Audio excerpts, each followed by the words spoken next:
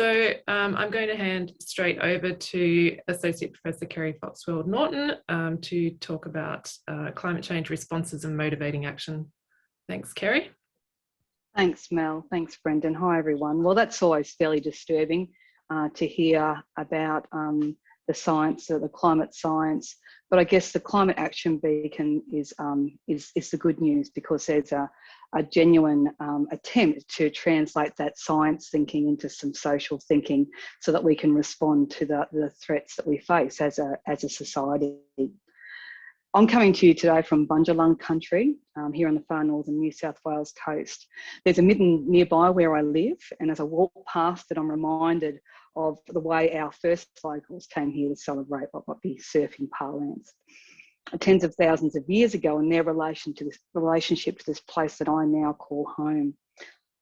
And how I go there to celebrate too now and hear the sounds and see some of the sights that they would have done also tens and thousands of years ago. And listening to elders past, present and emergent offers much wisdom, experience and expertise in how we might manage relations between ourselves, land and sea in the future. My respect is extended to all First Nations people present and to all those elders. Land that was never ceded, always was, always will be Aboriginal lands. So on that, I was doing some work with mob from Gamoy, Walabara, Yidinji lands up in the far north of Queensland, and from them was a reminder that they have always been here on these lands and will remain so for all time. As a white woman who has grown up with a sense of different time, of time passing, slipping, running out, this way of thinking disrupts what I think I know about time. And I find strange comfort in a way of life that has always seen itself as indivisible from nature. And it stands contrast to my own ways of thinking, though now evident is a shared heritage. And I guess I'm telling you about this because I want to really amplify diversity, and there's a pathway to explore diversity and how we might motivate climate change.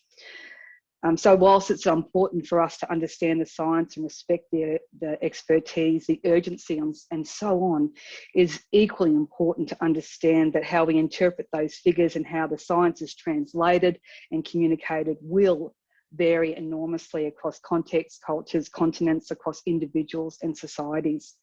And that at the current juncture, the way climate science, climate change impacts, climate events and initiatives, and all those initiatives designed for climate adaptation, mitigation, and to build resilience face this complexity. And it's amplified by the global communication networks that have as much capacity to amplify as they do to undermine progressive, positive, and action-oriented messages. So when the responses that are, when we're talking about a field that's so complex, and then our responses must also be able to accommodate that. And that's why the Climate Action Beacon is premised on collaboration and bringing a range of disciplines and stakeholders with various expertise to the one place where we might begin to develop responses across disciplines. Next slide, please, Mel. So this is our key question for theme 1, motivation for climate action. And it is, how could we communicate climate changes in ways that will motivate and empower individuals, households, communities, industries and institutions with the knowledge and understanding required to prioritise action on climate change? And of course, a series of sub-questions develop and will keep on developing. At this point, what communications could support individuals and communities through existing and forecast climate-related challenges and impacts? How can creative arts and practices explore and visualise the required knowledges for collective and community action on climate change and its impacts? And how might we tailor climate action messages for their greatest audience impact? Next slide, please, Mel. So this is complex, difficult science. The kaleidoscope of reasons and rationale for motivation initiatives is equally met by the kaleidoscope of people, places, communities, industries, and so on that are human, without even beginning to consider the non-human, their independence and their connectedness to us. The social, political, cultural, historical context for our motivation for action is complex. I mean, physics is difficult, right? And it is, but equally so, is the social side of climate action, that is the Climate Action Beacon.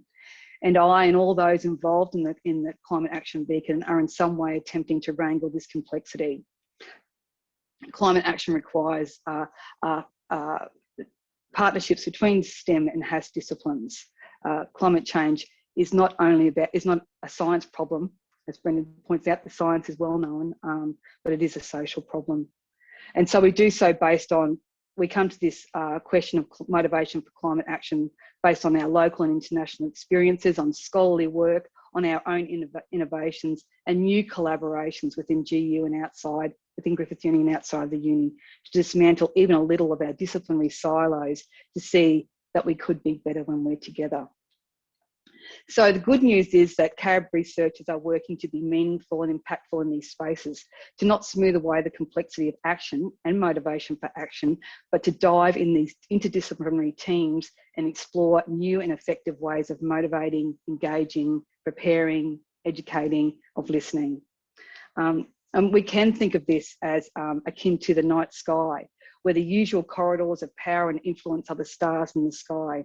I'm thinking the IPCC, national governments, international organisations, fossil fuel and energy industries and the like.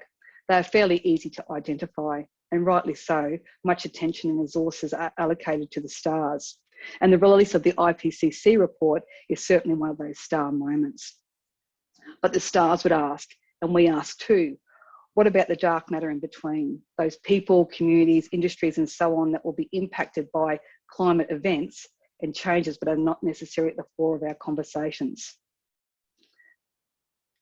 Might be the sort of the everyday of climate change impacts. You know, we have these disaster events, and but there's an everyday, what Rob Nixon refers to as a slow violence of climate change.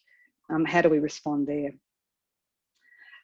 So there is no silver bullet, but there is much opportunity for innovation, creativity and thoughtful work to engage the dark matter in preparedness, adaptation, mitigation and building resilience to arrive and forecast changes, challenges and opportunity. Our inquiries are underpinned by climate justice, knowing that already vulnerable, disadvantaged and disenfranchised people in our communities will be and are being disproportionately impacted by climate changes. And that idea of climate justice does underpin the entire beacon. And Sue Harris-Rimmer, when she speaks about our third theme, will certainly talk about that in more detail. So we're as interested in the stars as we are in the dark matter in between, and in connecting both. And this is really the hard work of our responses to climate change. Next slide, please, Mel. So here's what we do. And I can only give you a snapshot because I've got to move along. And this is our response to the IPCC report in our everyday work. We work to support science and engage with some of that dark matter to support our stars.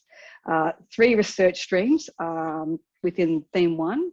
Motivation for climate action, and our interdisciplinary research teams. And one of the best parts of working in this Climate Action Beacon has been the opportunity to connect people who would have otherwise not known about each other's work and are enriched by these connections. In all, and this includes the Climate Action Survey and the Big Data Analytics Project, which I'll get to in a moment, there are 11 projects funded under Theme 1. And here's just a really brief snapshot of them under these 3 research streams. So under our first stream is resources and data for climate action. Here we have 2 projects that have been funded for the duration of the beacon. They are the Climate Action Survey that's been led by Associate Professor Graham Bradley. Just a phenomenal effort from this team to take feedback from disciplines all over the university and put them into a single survey. It's an annual longitudinal survey geared to climate action. It informs the entire beacon and is a major contribution to knowledge of what is or might inform Australians' action on climate change. Its contribution is a standalone project and a signature annual event for the release of results and data to support existing projects and our government and industry partners. It's linked to the Big Data Analytics Project led by Professor Ballard Stantic, which will enable us to access online and social media data and again, able to support individual projects and government industry partners. The second research stream is social and community engagement for climate action, and some wonderful, local, what we know about climate communication is that, it must be local and targeted to local people and experiences. The Quit Carbon Youth Initiative is being led by Associate Professor Jenny Boddy, Dr. Shannon Rutherford, and Anne Royko, and Natasha Hennessy. And it brings the health and social sciences and education together to consider young people and their responses to climate action. They are designing a foundation for young people to foster and encourage climate action, and work is well underway in developing workshops with young people that will work towards empowering those to undertake climate action.